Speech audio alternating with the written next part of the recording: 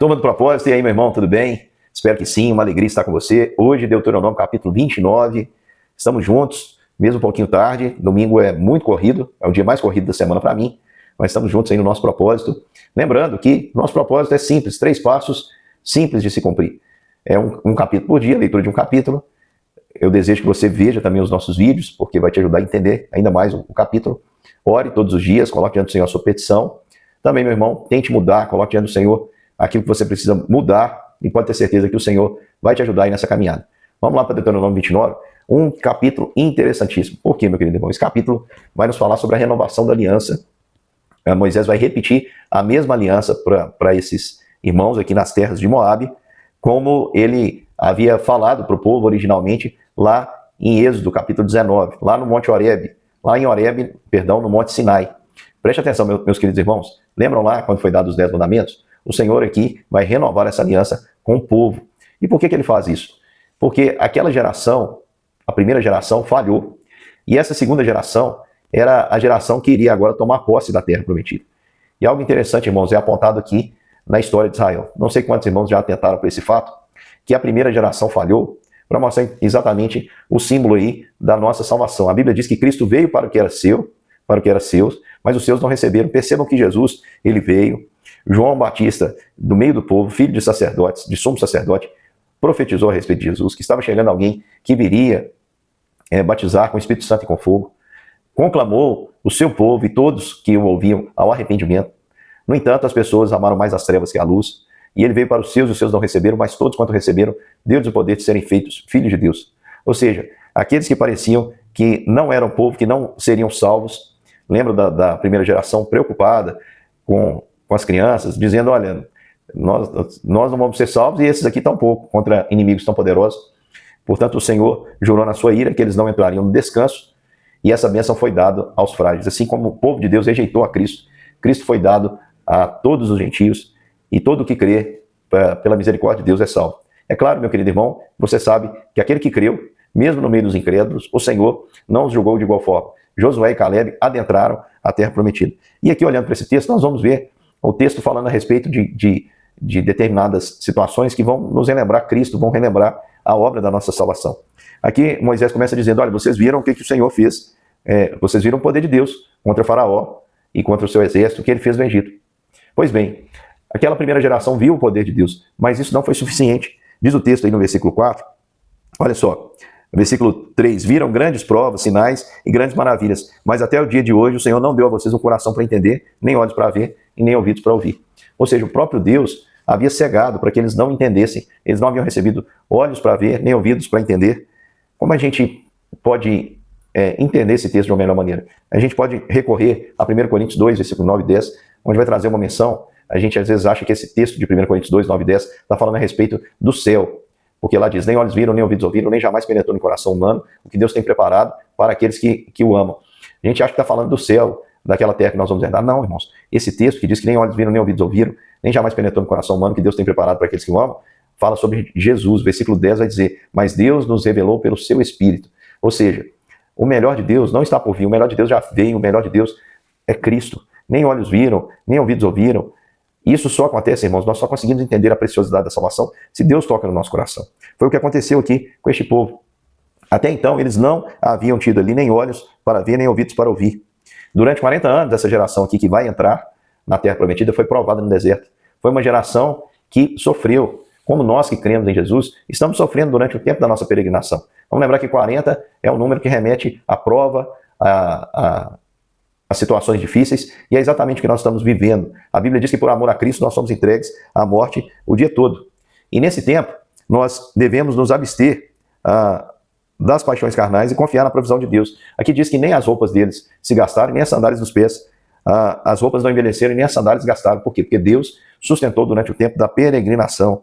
E aqui diz que eles não comeram pão, nem beberam vinho, nem bebida forte. Isso significa, irmãos, que naquele tempo eles tiveram um tempo de abstenção, um tempo em que não havia glutonaria, não havia abundância de comida, e nem oportunidade para isso, e nem mesmo para se embriagar. É um tempo de sobriedade.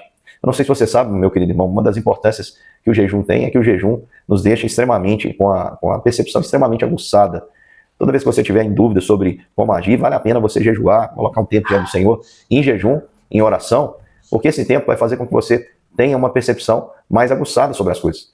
Aqui diz, essas referências falam de sobriedade. E andando com a sobriedade, o que aconteceu? Antes mesmo de entrar na Terra Prometida, eles foram atacados por quem? Por Og, rei de Bazã. Vamos lembrar que Og era um gigante para aquela época. Ele era um dos últimos descendentes dos gigantes. Ele tinha uma cama enorme, está narrado aí na palavra de Deus, e ele ataca, e o que acontece? O povo prevalece. Ele saiu, e aquele povo teve uma grande vitória sobre o inimigo. E antes mesmo de entrar na Terra Prometida, o povo de Deus, aquela geração escolhida, já começou a tomar posse. Assim também acontece conosco, irmãos. Nós estamos peregrinando aqui, somos forasteiros aqui, não somos daqui, mas se o inimigo vier contra nós, irmãos, nós prevaleceremos. E aqui nós começaremos a viver o que vamos experimentar no céu. Vamos tomar posse daquilo que ele detém, libertar cativos que estão nas suas mãos, pelo poder que há no sangue de Jesus, pelo poder do Evangelho. Nós vamos proclamar reconciliação e despojar o diabo, continuar esse serviço aí, livrando as pessoas dos grilhões da morte, do pecado, do inferno. Nós temos essa autoridade dada por Jesus Cristo. E então nessa peregrinação, irmãos, mesmo que ainda não sejamos um povo que está sentado na terra que Deus preparou para nós prevaleceremos contra o inimigo, porque o Senhor está conosco. E aí, irmãos, diante dessa realidade espiritual, Moisés diz, olha, hoje o Senhor está entrando em uma aliança com você. E versículo 10, ele faz questão de dizer que é para todos. Desde os líderes lá, os chefes, os anciãos, até os estrangeiros que tiravam água e rachavam lenha. Olha o que o Senhor disse. Para que vocês hoje, Moisés está dizendo, entrem em uma aliança do Senhor, o seu Deus, e no juramento que hoje o Senhor, seu Deus, está fazendo com vocês, para que hoje estabeleça para o seu povo, e seja o Deus de vocês, como ele lhe prometeu e jurou aos pais, Abraão, Isaac e Jacó. E algo interessantíssimo, essa aliança não é apenas para aquela geração. Aqui diz, olha, faça essa aliança e esse juramento, porém com aquele que hoje aqui está conosco diante do Senhor, nosso Deus, e também com aquele que não está aqui hoje conosco. Aí eu lembro das palavras de Pedro, quando ele prega, ele diz que essa bênção é para vós e vossos filhos e para os que estão longe, aqueles a quem o Senhor Deus chamar. Pois é, meu irmão, isso aqui indica que a aliança de Deus para com a salvação vai se cumprir. Nenhum dos que Deus escolheu salvar em Cristo Jesus, de acordo com a palavra do próprio Jesus, no Evangelho de João, capítulo 10, que nenhum daqueles que o Pai o concedeu, nenhum deles vai se perder. Cristo, o bom pastor, dá a vida pelas ovelhas e ele não vai perder nenhuma. Seu sacrifício é suficiente e eficiente para salvar a todos aqueles que entram nessa aliança com ele. E é uma aliança que se estende. Para isso, meu querido irmão, nós precisamos ter o nosso coração voltado exclusivamente para o Senhor. Aqui o Senhor relembra, olha, vocês viram, vocês passaram pelas nações, vocês viram os deuses deles, vocês viram as suas abominações feitas de madeira, de pedra, e o Senhor diz, olha, que não haja entre vocês quem hoje se desvie do Senhor. Não vá após ídolos criados por vocês. Não se iludam com os deuses que vocês mesmos confeccionam. É o que o Senhor está dizendo. Me adore, confie em mim, adore no Deus que você não vê, a não ser pelos olhos da fé. Porque esses outros são ídolos. A Bíblia diz que tem olhos e não veem, tem pés e não andam, tem boca e não falam, ouvidos e não ouvem. E tornam-se semelhantes a eles, aqueles que o adoram. São inúteis e também aqueles que o adoram, esperando as bênçãos, estão sendo inúteis, porque esse Deus, de acordo com as suas projeções, não podem atendê-lo, por não, de fato, existirem. Aqui também diz que não deveria ter ninguém com erva venenosa e amarga. Erva venenosa na Bíblia pode ter um contexto de doutrinas falsas, mas pode também ter a ver, aí você lembra da morte na panela ali de Eliseu, né? Mas pode também se referir à angústia, a ódio, à murmuração. Quando alguém deita os lábios, abre a boca para falar contra o Senhor, e murmurar contra o Senhor, e o Senhor está dizendo que não. Porque a murmuração leva o homem também à idolatria. Ele começa a ficar insatisfeito com Deus, reclamar. Daqui a pouco ele está buscando ali os deuses de acordo com as suas projeções. E o Senhor ainda diz assim, maldito é aquele que achar que pode me enganar. Olha que palavra pesada que a Bíblia traz para nós e seríssima. Ele diz assim, ninguém que ouvindo as palavras dessa maldição se abençoe. Lembra as palavras de maldição que foram referidas a Nabal? Ninguém que ouvindo as palavras dessa maldição se abençoe dizendo, terei paz, mesmo que eu ande na teimosia do meu coração. Aqui o Senhor diz que isso destruiria a terra molhada com a seca. A terra molhada com a seca.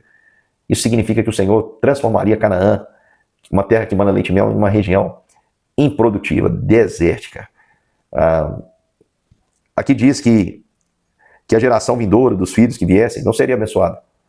Os estrangeiros que viessem de terras remotas veriam as pragas dessa terra e perguntam, olha, o que o Senhor fez? Por que o Senhor fez isso? E lá no versículo 25 ele diz, então dirá, porque abandonaram a aliança do Senhor, Deus de seus pais, com eles quando os tirou do Egito. Então, meu querido irmão, não abandone a aliança que o Senhor tem conosco. Sabe, você que está me ouvindo e que crê em Cristo, Meu irmão, a melhor herança que você pode deixar para os seus filhos é a fé. Eu digo isso todos os dias, sou muito agradecido a Deus pelos pais que eu tive, porque eles deixaram para mim a herança que eles receberam dos próprios pais. A melhor herança é a fé em Cristo Jesus, a qual eu pretendo deixar para as minhas filhas, e pretendo que essa herança, que não custa nada, que é de graça, mas ao mesmo tempo é o bem mais precioso que nós temos, que é a salvação, seja passada por gerações e gerações, que a minha descendência sirva ao Senhor, que a bênção da salvação esteja sobre ela. Meu querido irmão, é isso que você deve desejar. Não rejeite a aliança do Senhor, não vá após outros deuses, não rejeite o plano do Senhor, não rejeite o propósito do Senhor para a sua vida. Você é peregrino aqui, forasteiro aqui. O Senhor revelou de uma maneira muito clara que aquele povo que não creu no seu poder, ele tirou deles e deu a nós.